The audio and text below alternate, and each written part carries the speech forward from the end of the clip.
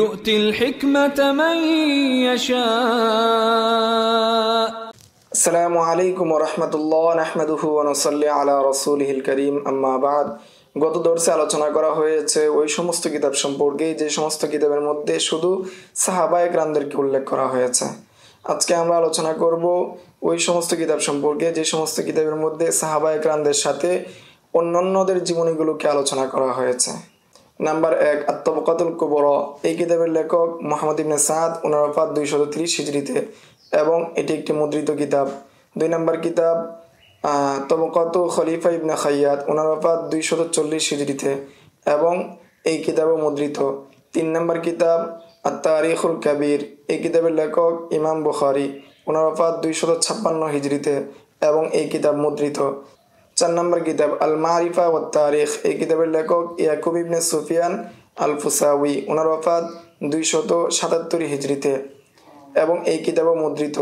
5 নম্বর কিতাব আত তারিখ। এই কিতাবের লেখক আবু বকর ইবনে আবি খাইসামা, ওনার ওফাত 279 হিজরিতে। এটা লিখিত কিন্তু মুদ্রিত নয়। এছাড়াও আরও অন্যান্য কিতাবগুলো রয়েছে। সাহাবায়ে কেরাম সম্পর্কে আরেক ধরনের কিতাব লেখা হয়েছে, যে কিতাবের মধ্যে তাদের শুধু ফাজাইল নিয়ে আলোচনা করা হয়েছে, ফজিলত নিয়ে আলোচনা করা হয়েছে। তোর মধ্যে 1 নম্বর কিতাব হলো ফাজাইলুস সাহাবা। এই কিতাবের লেখক ইমাম আহমদ ইবনে হাম্বল, ওনার ওফাত 241 হিজরিতে।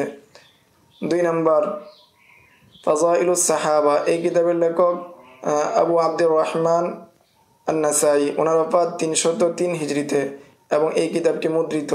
3 নম্বর কিতাব ফাজাইলুস সাহাবা।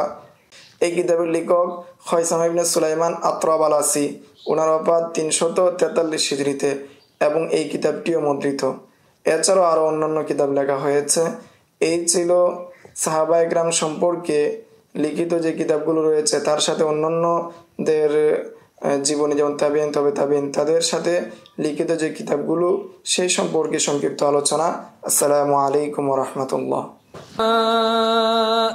ومن يؤت الحكمة فقد أوتي خيرا كثيرا وما يذكر إلا أولو